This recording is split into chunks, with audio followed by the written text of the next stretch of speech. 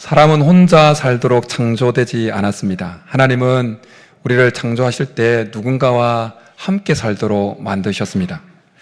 창세기 초반부 1장, 2장에 보면 창조기사가 등장하는데 하나님은 창조해 놓으신 모든 피조물을 보시고는 보시기에 좋았더라 라고 말씀합니다.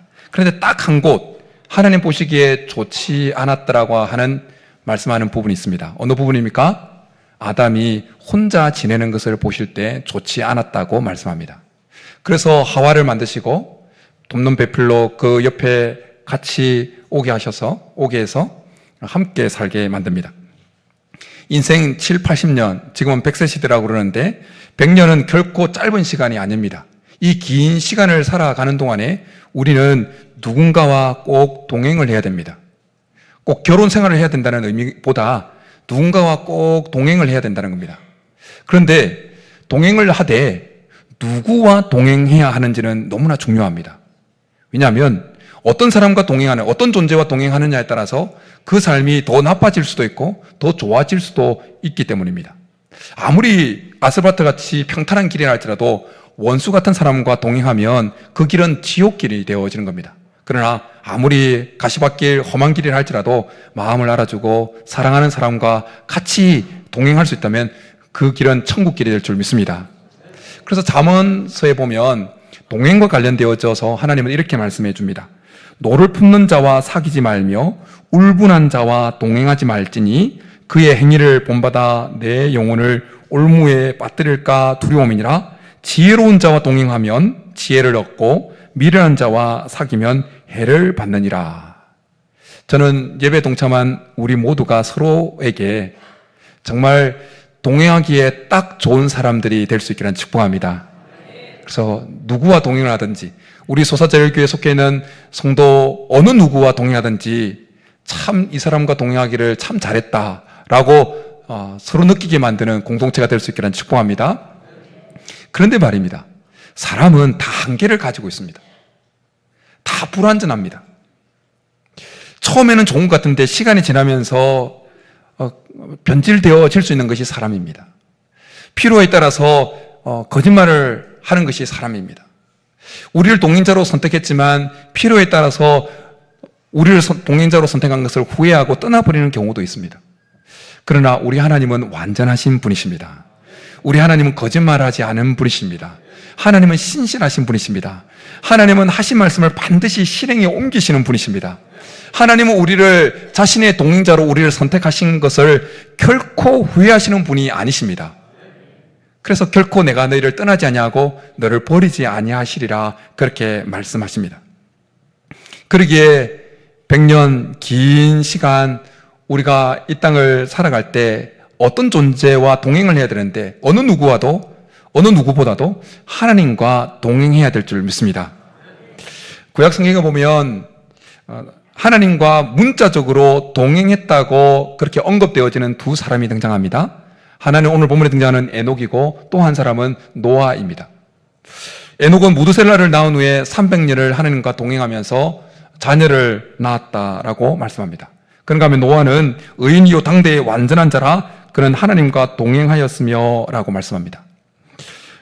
동행하다라고 하는 히브리어 할라크라고 하는 단어가 쓰여졌는데 히브리어 할라크는 기본적인 의미는 걷다라는 의미입니다. 동행하다라는 것은 같이 걷는 겁니다. 같이 걷는 것. 여러분, 같이 걷는 것이 어떤 의미입니까? 그냥 어떤 한 방향을 가지고 그냥 몰려가는 것만을 의미합니까? 아니십니다. 출퇴근 시간에 많은 사람들이 그 지하철역을 향해서 혹은 버스 정류장을 향해서 몰려갑니다. 그러나 그렇게 함께 몰려가는 그 사람들을 보면서 저들이 동행하고 있구나라고 말하는 사람은 한 사람도 없습니다. 동행한다는 것은, 같이 걷는다는 것은 어떤 의미입니까? 같이 인격적인 관계를 맺고 서로 인격적인 대화를 나누고 교제를 나누는 관계를 우리는 같이 걷는다, 동행한다라는 말을 합니다. 노아와 에녹이 살았던 시대는 영적으로 암흑시대입니다. 그 암흑시대에 노아와 에녹은 하나님과 같이 걷는 삶을 살았습니다. 하나님과 인격적인 교제를 나누고 대화를 하는 삶을 살았다는 것입니다. 오늘 본문 에녹이 300년 동안 하나님과 동행했다고 하는 오늘 본문을 좀 더 유심히 보십시오. 에녹이 하나님과 300년 동안 동행하면서 뭘 했다고 말씀합니까? 뭘 했다고 말씀합니까? 자녀를 낳았다고 그래요. 300년 동안 하나님과 동행하면서 자녀를 낳았대요. 300년 동안 몇 명을 낳았을까요? 많이 낳았겠죠. 예. 그런데 에녹이 300년 동안 하나님과 동행하면서 자녀를 낳았다. 자녀를 낳았다고 하는 것이 우리에게 하나님께서 이 자녀를 낳았다고 하는 이 의미를 말씀을 통해서 우리에게 들려주고 싶어 하시는 이 동행 속에 숨겨 있는 의미가 뭘까요? 그것은 에녹이 300년 동안 하나님과 동행하면서 뭔가 특별한 삶을 살았다는 의미가 아니라는 거예요.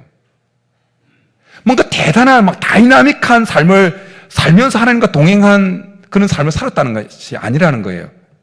그냥 연호부부처럼, 결혼한 연호부부처럼, 결혼해서 애 낳고 살아가는 연호부부처럼 에녹도 결혼해서 자녀를 낳는 그 평범한 삶을, 일상을 살아가면서 하나님과 동행하는 삶을 살았다는 겁니다.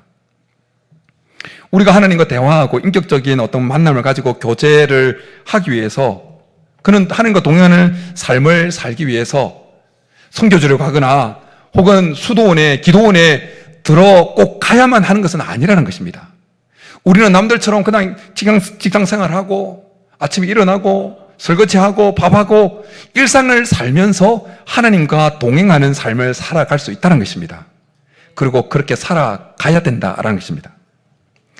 추천 도서로도 여러분들에게 소개되어졌던 하나님의 임재 연습의 그 작가인 로렌스 형제의 이야기입니다. 로렌스 형제는 55세 때 수도원에 들어갑니다. 근데 보통 우리가 수도원에 들어간다고 생각하면 기도에만 전념하고 예배에만 전념하고 그럴 것처럼 보이지만, 그러나 55세에 수도원에 들어간 로렌스 형제는 그런 삶과는 전혀 다른 삶을 살았습니다. 로렌스 형제는 그 수도원에 들어가서 그냥 치닥거리 한 거예요. 수도사들, 그러니까 전문적으로 기도하는 그 수도사들을 뒤치다까리 하는 일을 했습니다.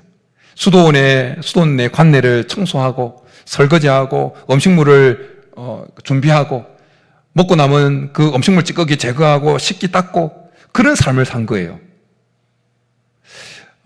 그 하나님의 임재 연습이라는 책을 읽어보면 그런 가운데서도 그렇게 남들이 그렇게 하기 싫어하는, 어떻게 보면 지저분한 그 일들을 로렌스 형제가 하면서 하나님의 임재 속에서 그런 일들을 하는 것을 보게 되어집니다. 식탁을 치우면서 수도사들이 먹고 남긴 그 음식물 찌꺼기와 식기들을 닦고 하면서 마치 하나님이 먹고 남긴 그 식기를 닦는 것처럼 하나님을 의식하면서 그 일들을 하는 모습을 그리고 있습니다. 로렌스 형제의 그 모습은 우리가 일상에서 설거지하고 밥 짓고 직장생활하고 그런 가운데서도 하나님의 임재 속에서 살아갈 수 있다는 것을 보여주는 겁니다. 일상 속에서 우리가 하나님과 동행할 수 있다는 사실을 잘 보여준다라는 것입니다. 누군가와 동행한다는 것은 같이 걷는 것입니다. 같이 걷는 것. 누군가와 같이 산책을 하면 어떻게 합니까? 보조를 맞춥니다. 보조를 맞춰요. 저는 이제 경상도 출신이니까 제가 보았던 부모님의 모습은 어떻습니까? 같이 보조를 맞춥니까? 남편은 앞에 저 100m 앞에 가고, 아버지는 저 100m 앞에 가고, 어머니는 100m 뒤에서 쫙 따라간다고 그래요. 경상도 남자. 근데 서울 올라와서 보니까 서울 남자들은 항상 아내와 보조를 맞추면서 걷더라고요. 이렇게. 그래서 저도 경상도 남자지만 서울 남자 되려고 같이 보조를 맞춰. 같이 걷습니다. 같이. 보조를 맞추면서. 에녹과 노아는 하나님과 보조를 맞추면서 걸었어요. 그래서 하나님께서 빨리 가고자 하면 그들도 빨리 갔었고, 하나님이 천천히 가고자 하면 그들도 천천히 갔습니다. 하나님이 잠깐 멈추면 그들도 멈췄습니다. 그래서 성경은 그들을 향해서 하나님과 동행했다라고 그렇게 말씀하고 있다는 것입니다. 하나님은 우리가 하나님과 정말 보조를 맞추면서 살아가기를 원하십니다. 하나님 미가서 선지자를 통해서 미가서 6장에서 하나님 백성된 우리가 하나님과 정말 동행하기를 원하신다는 사실을 이렇게 말씀합니다.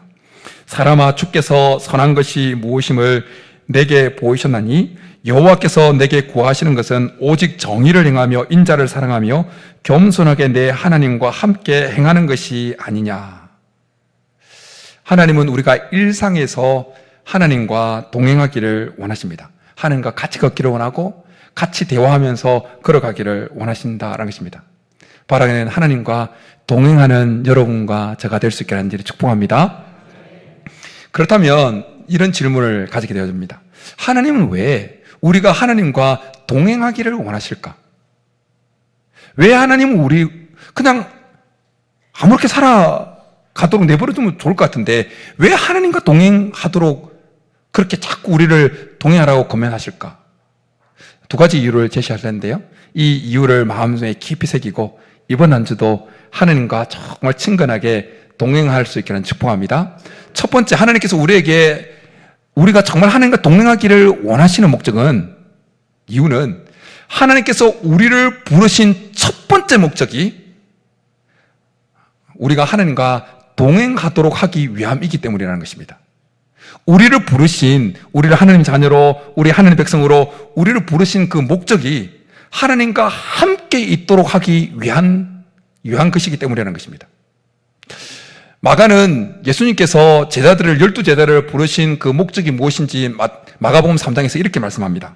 이에 12를 세우셨으니 이는 자기와 함께 있게 하시고 또 보내사 전도도 하며 귀신을 내쫓는 권능도 가지게 하려 하심이라.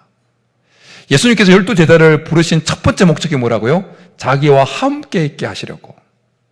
하나님께서 우리를 부르신 첫 번째 목적이 뭐냐? 우리와 함께 있게 하시려고. 하나님과 함께 있게 하시려고 우리를 부르셨다는 것입니다. 청춘남녀가 결혼하는 첫 번째 목적이 뭐가 되어야 됩니까?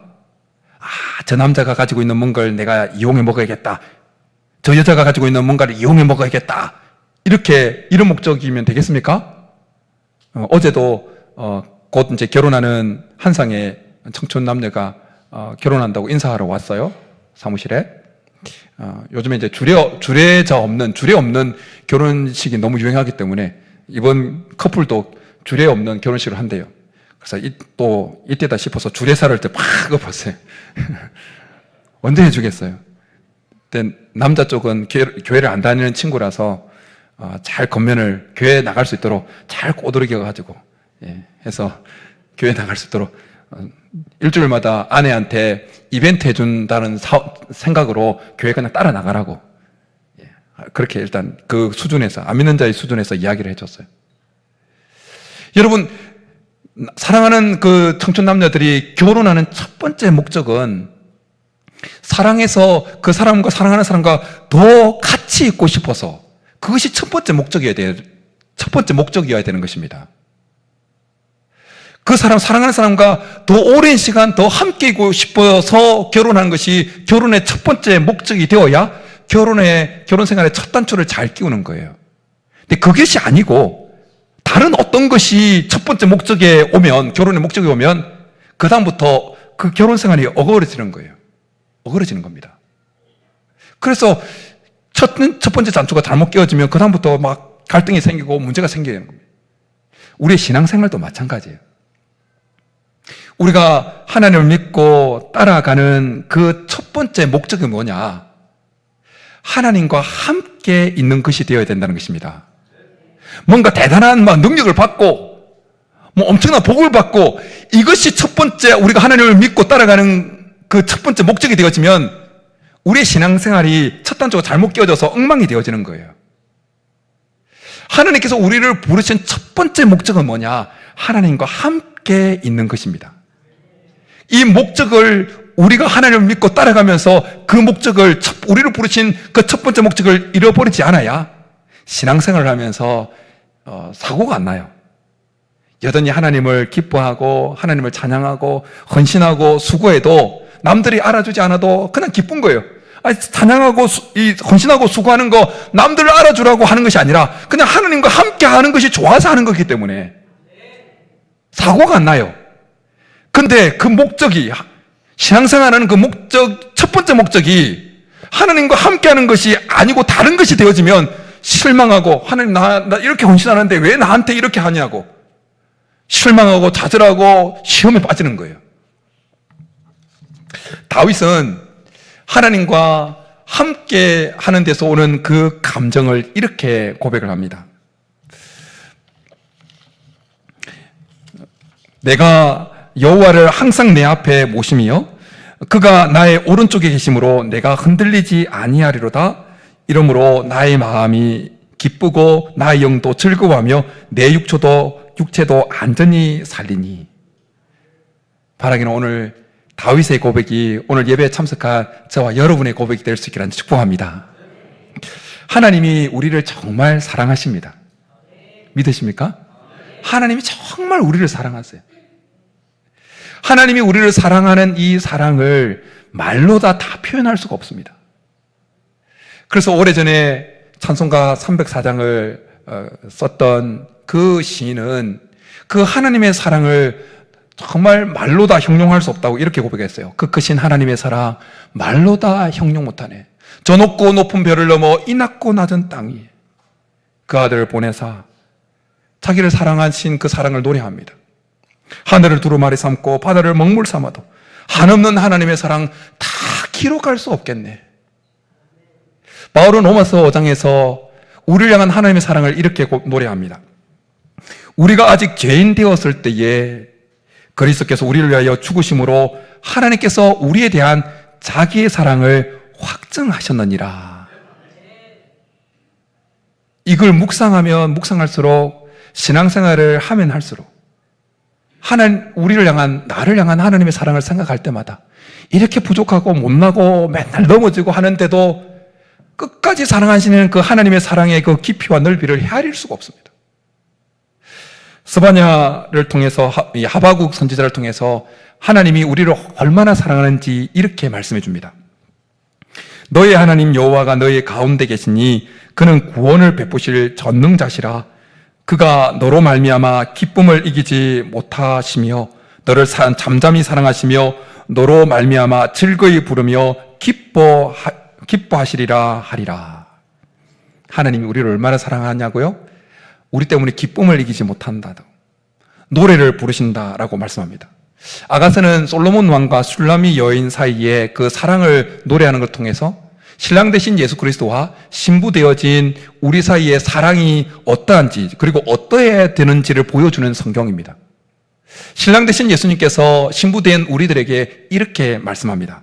나의 사랑 나의 어여쁜 자야 일어나 함께 가자. 신랑 되신 예수님이 이 시간에도 우리에게 말씀하시는 거예요. 나의 사랑 나의 어여쁜 자야 일어나 함께 가자. 함께 동행하자라고 우리를 초청하고 있는 것입니다. 이 초청에 함께 제가 가겠습니다. 그렇게 나설 수 있기를 아주 축복합니다. 유튜브에 보니까 국제 결혼한 그 부부가 외국에 살고 있는데 이제 자녀들 데리고 친정집에 찾아온 겁니다. 근데 그 친정집에 이제 애기들과 같이 찾아오니까 그 할아버지, 할머니가 그 손주들을 보면서 너무 좋아하는 거예요. 막 내줄 수 있는 거 막 1년 전부터 준비한 그 복숭아 그 꿀에 절어 놓은 거, 그 복숭아 맛있는 거 막 내놓고 막 그렇게 행복한 시간을 보내다가 이제 외국으로 또 다시 자기 집으로 돌아가는 그 손주들을 보면서 할머니, 할아버지가 막 우는 거예요. 막 너무 보고 싶어가지고 너무 같이 있고 싶은데 일명 손주를 보지 않은 사람은 인생을 논하지 말라라는 말이 있더라고요. 손주를 바라보는 할머니, 할아버지 눈에 소위 막 꿀이 떨어지지 않습니까? 손주를 바라보는 할머니, 할아버지의 그 눈빛과 그 마음은 우리를 바라보시는 하나님의 마음과 눈빛을 살짝 보게 하는 창과 같습니다. 얼마나 다 주고 싶어요. 뭐든지 퍼주고 싶어 합니다. 하나님이 우리를 향해서 그런 마음을 가지고 있다는 거예요. 사랑할수록 더 애틋해집니다. 사랑할수록 더 가까이 함께 있고 싶어 합니다. 하나님이 우리를 너무 사랑하십니다. 그래서 우리를 너무나 우리와 함께 하고 싶어 하신다는 것입니다. 근데 우리가 이 시간에 체크해야 될 중요한 항목은 하나님께서 우리를 너무 사랑하셔서 우리와 함께 하고 싶어 하는 것처럼 하나님을 향한 우리의 마음도 그러하냐라는 것입니다. 하나님이 우리를 너무 사랑해 있어서 우리와 함께하고 싶어 하는 것처럼 우리도 하나님을 향해서 그렇게 하나님과 함께하고 싶어 하냐라는 것입니다. 시인 시편 42편의 시인은 하나님을 향해서 이런 고백을 합니다. 하나님이여 사슴이 시냇물을 찾기에 갈급함 같이 내 영혼이 주를 찾기에 갈망하나이다. 하나님은 우리의 마음이 하나님과 우리의 마음이 다 같고 그리고 시편 42편의 기자와 같기를 원하십니다. 하나님은 우리의 마음이 하나님이 우리를 향해서 정말 같이 있고 싶어하는 것처럼 우리의 마음도 하나님을 향해서 그러하기를 원하신다는 것입니다. 하나님께서 우리 때문에 기쁨을 이기지 못하고 노래를 부르는 것처럼 우리도 하나님 때문에 우리와 함께 하시는 하나님 때문에 기쁨을 이기지 못하고 노래를 부르는 그런 삶이 되기를 원하신다는 것입니다. 정말 그렇게 될 수 있기를 축복합니다. 웨스트민스터 사원이 유명한데요. 그 사원에 가면 감리교를 창시했던 그 웨슬러가 했던 세 마디의 말이 기록되어져 있는 기념비가 있다고 그래요. 첫 번째 말은 세계는 나의 교구다. 두 번째 말은 하나님께서 당신의 일꾼은 땅에 묻으시나 당신의 일은 계속해 나가신다. 세 번째 마지막 말은 세상에서 가장 좋은 것은 하나님께서 우리와 함께 하신다는 것이다. 이 세 번째 말은 이 웨슬레 목사님이 마지막 임종 직전에 하늘을 향해서 손을 번쩍 들고 했던 말이라는 거예요. 이 세상에서 가장 좋은 것은 하나님이 나와 우리와 함께 하신다는 것이다 라는 거예요. 우리의 임종 때도 마지막에 두 손 들고 웨슬레 목사님처럼 이렇게 외칠 수 있기를 아주 축복합니다. 약 40년 전에 남성 듀엣인 해바라기가 행복을 주는 사람이라는 곡을 발표했습니다. 여러분, 행복을 주는 사람이라는 곡을 여러분 혹시 아십니까? 모르시는 분은 찬송가만 착 불러가지고 건전가요예요. 불러도 괜찮습니다. 저도 많이 불렀습니다. 소실적에도 많이 붙고 오늘 설교 준비하면서도 지난주 중에 그대 내게 행복을 주는 사람 그 가사가 이렇게 돼요. 이리저리 둘러봐도 제일 좋은 건 그대와 함께 있는 것. 그대 내게 행복을 주는 사람, 내가 가는 길이 험하고 멀지라도 그대 내게 행복을 주는 사람. 하나님과 우리 사이에서 하나님이 우리를 보시면서, 우리 각자를 보시면서 이리저리 둘러봐도 제일 좋은 건 너와 함께 있는 거야. 그렇게 말씀하시는 거예요. 우리를 보시면서 거울에 딱 서서 하나님의 우리를 향하는 음성을 한번 들어보세요. 이리저리 둘러봐도 제일 좋은 건 너와 함께 있는 거야. 하나님이 우리에게 이렇게 말씀하신다는 거예요. 그리고 하나님은 우리의 마음도 하나님을 향해서 이리저리 둘러봐도 제일 좋은 건 주님과 함께 있는 것입니다. 이 고백이 우리 속에 있기를 원하신다는 거예요.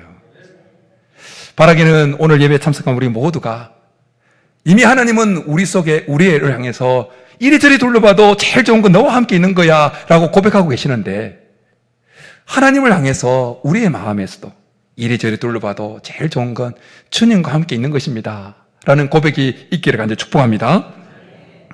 하나님께서 우리와 정말 동행하기를 원하시는 두 번째 목적은 이것입니다. 우리가 하나님과 동행할 때 이 세상을, 이 험한 세상을 이길 수 있는 힘과 능력이 우리에게 공급되어지기 때문이라는 것입니다. 성경 역사, 성경의 기록이나 기독교 역사에서 보면 하나님과 동행하면서 하나님께 주신 그 능력과 힘으로 모든 어려움을 이겨내었던 사람들의 이야기가 가득합니다.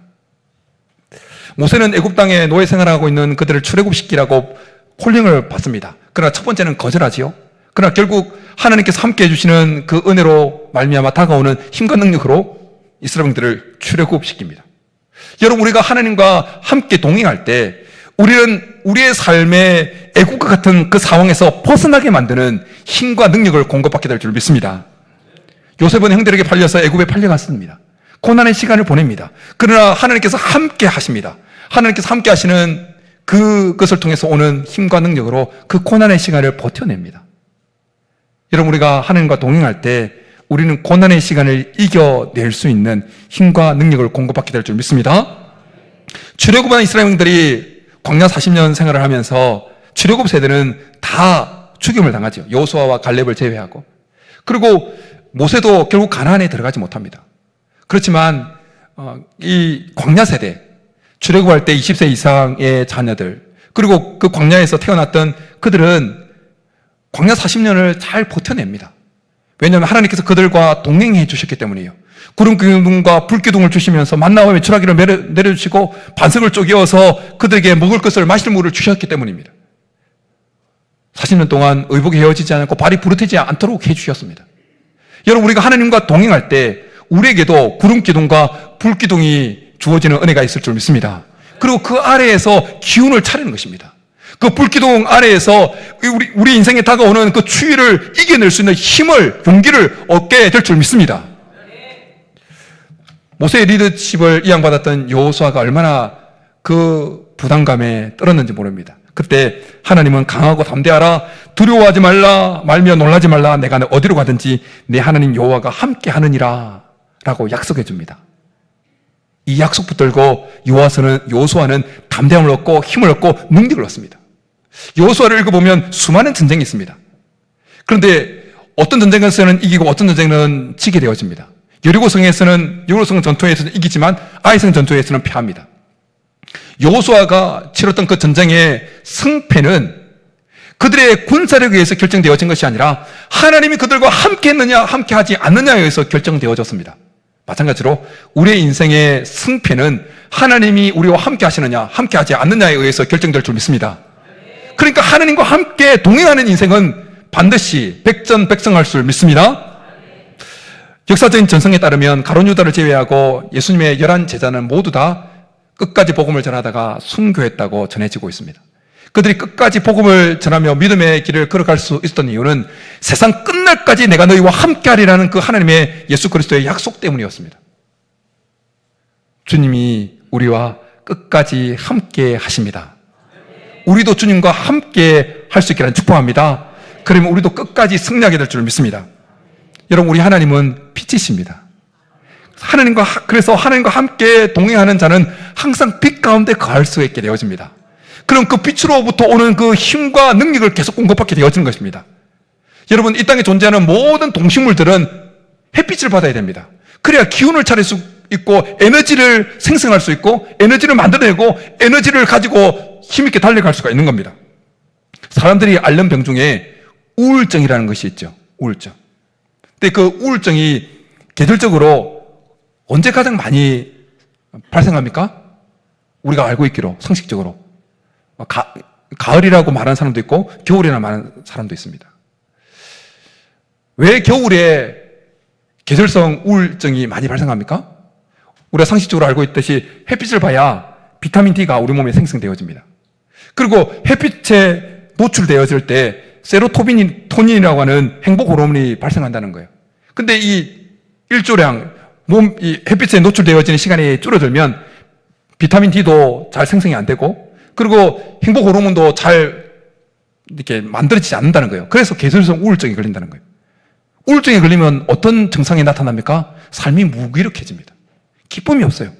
감정이 그냥 무덤덤 시체처럼 되어지는 거예요. 자기 자신을 비하합니다. 자기가 얼마나 가치 있는 존재인지 깨닫지 못합니다. 자살 충동이 일어납니다. 그러니까 살아서 뭐 하겠노? 이렇게 되어지는 거예요. 그 사살 충동이에요. 의욕이 없습니다. 우리의 육신이 햇빛에 노출되어지는 시간이 줄어들지면 우리의 육체가 우울증에 걸리는 것처럼 우리의 영혼이 영적인 빛에 노출되어지는 시간이 줄어들지면 영혼이 우울증에 걸리는 거예요. 그러면 하나님을 섬기는데도 기쁨이 없어요. 예배에 나와도 찬양을 해도 빠른 찬양을 해도 이렇게 하는 거예요. 팔짱을 끼고 있거나 하나님을 섬기는 즐거움을 느끼지 못합니다. 하나님이 영적 우울증에 걸려있는 사람, 영혼의 우울증에 걸려있는 사람은 하나님이 우리를 얼마나 사랑하는지에 대해서 전혀 그 감정이 없어요. 감흥이 없어요. 그러니까 부족간에 끌려가는 소처럼 끌려오는 거예요, 교회에. 이 아내 손에 끌려서 돌아오는 겁니다. 영혼의 우울증에 걸려있는 거예요. 그러나 우리가 하나님과 늘 동행하면 우리는 그 영적인 빛에 우리의 영혼이 계속 노출되어지는 겁니다. 그러면 영혼의 빛이 들어와서 우울증, 영적인 우울증, 영혼의 우울증이 다 떠나가게 만든다는 것입니다. 육체적인 우울증 걸려 있는 자들에게 의사가 처방 중에 하나가 이것입니다. 매일 30분 동안 햇빛에 쪼이면서 산책하라는 거예요. 그 우울증 해결되어야 된다는 거예요. 물론 우울증 심하게 앓는 분들은 약을 드셔야 돼요. 그건 감기약처럼 약을 드셔야 돼요. 뭐 믿음으로만 이기겠다 그렇게 마시고 육체적으로 우울증 달고 계시는 분들 약을 드세요. 감기약 드시는 것처럼.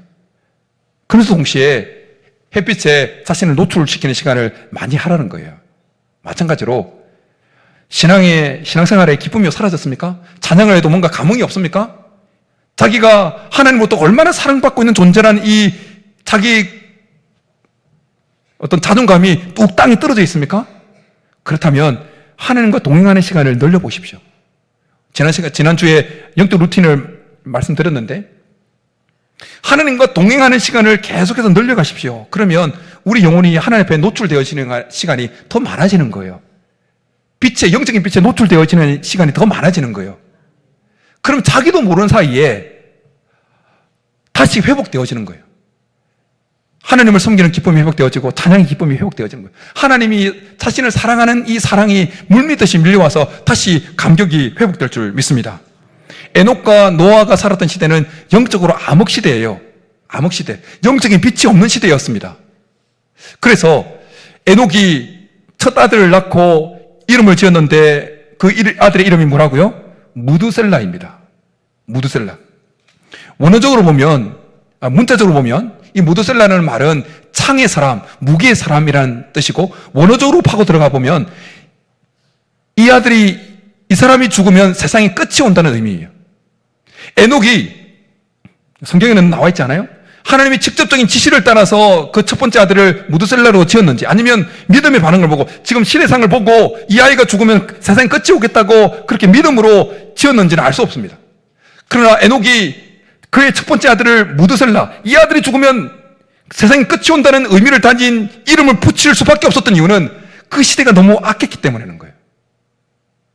그런 상황 속에서 에녹이 계속해서 하나님과 믿음의 길을 걸어가면서 죽음을 맛보지 않냐고 하나님께로 들려 올려져 갈 수 있었던 이유는 하나님과 동행했기 때문이라는 거예요. 영적인 빛을 계속 그 칠흑 같은 영적 암흑시대에 하나님과 동행하면서 계속해서 자기의 영혼을 하나님에게 노출시켰기 때문이었다는 거예요. 사랑하는 성도 여러분, 하나님은 우리를 정말 사랑하십니다. 그래서 우리와 정말 함께하고 싶어 하십니다.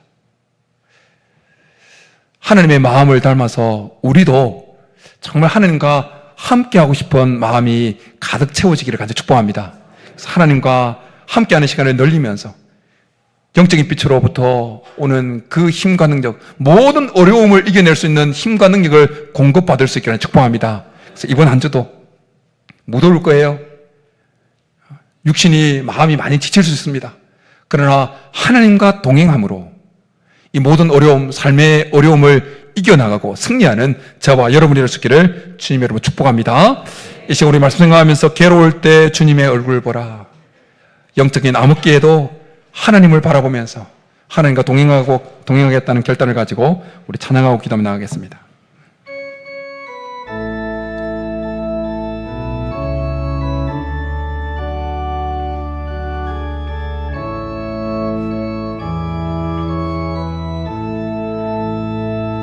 괴로울 때 주님의 얼굴 보라.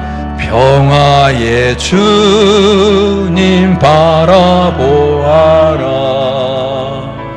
세상에서 시달린 친구들아, 위로의 주님 바라보아라. 눈을 들어 주를 보라. 내 모든 염려 주께 맡겨라. 슬플 때에 주님의 얼굴 보라. 사랑의 주님 안식 주리라. 힘이 연약할 때 능력의 주님 바라보아라. 주의 이름 부르는 모든 자를 힘주시고 늘 지켜주시리. 눈을 들어 주를 보라. 내 모든 염려 주께 맡겨라. 슬플 때에 주님의 얼굴 보라. 사랑의 주님 눈을 들어 주를 보라. 눈을 들어 주를 보라. 내 모든 염려 주께 맡겨라. 슬플 때에 주님의 얼굴 보라. 사랑의 주님 안식 주리라. 이 시간 우리 말씀 생각하면서 같이 기도하며 나가겠습니다. 이리저리 둘러봐도 제일 좋은 건 너와 함께 하는 거야. 우리를 향한 하나님의 마음입니다. 하나님은 우리의 마음도 이리저리 둘러봐도 제일 좋은 건 주님과 함께 있는 것입니다. 이 고백이 있기를 원하십니다. 하나님과 동행하는 삶을 살아가게 도와달라고 시간을 내어서 더 많은 시간 빛이신 하나님에게 우리의 영혼이 노출되어도록, 그래서 그 하나님과 동행하면서 이 험한 세상을 이길 수 있는 힘과 능력을 공급받고 어떤 상황 속에서도 승리하는 우리가 되게 도와달라고 우리 말씀 생각하면서 주여 부르고 기도하겠습니다. 주여. 하나님 아버지 감사합니다. 우리를 사랑해 주셔서 너무 감사합니다. 부족하고 넘어지고 쓰러지고 보잘것없음에도 불구하고 사랑해 주셔서 감사합니다. 너무나 보잘것없는데도 이리저리 둘러봐도 제일 좋은 건 너와 있는 것이라고 말씀해 주시니 감사합니다. 하나님, 우리를 향해서 하나님이 그런 마음을 가지고 있듯이 하나님을 향한 제 마음도 그러하기를 원합니다. 이리저리 둘러봐도 제일 좋은 것 주님과 함께 있는 것이라고 고백하며 하나님과 동행하는 삶을 살기를 원합니다. 하나님과 동행하면서 빛이신 하나님과 동행하면서 우리의 영혼이 빛 되신 하나님 앞에 계속해서 노출되므로 하나님으로부터 오는 세상을 이길 힘과 능력을 공급받게 도와주옵소서. 이번 한 주를 살아갈 때 여전히 이 험한 세상, 여전히 환경적으로 어렵다 할지라도, 여전히 힘든 상황에 놓여 있다 할지라도 빛 되신 하나님께 우리의 영혼이 노출되어져서 세상을 이길 수 있는 힘과 능력을 공급받고 승리하는 우리 성도들 되게 도와주시옵소서. 하나님과 동행하는 삶을 하나님 살아가면서 우리 영혼이 회복되어지게 하시고 치유되게 하시고 하나님을 섬기는 그 기쁨이 회복되게 하시고 하나님이 우리를 사랑하시는 그 사랑이 물밀듯이 밀려와서 그 감격에 노래하고 하나님을 즐거워하는 우리 모든 성도들이 되게 도와주옵소서. 하나님 감사합니다. 사랑하신 하나님, 우리를 너무나 사랑해 주시는 감사합니다. 하나님을 바라보 승리하는 우리가 되게 도와주옵소서. 승리하옵소서.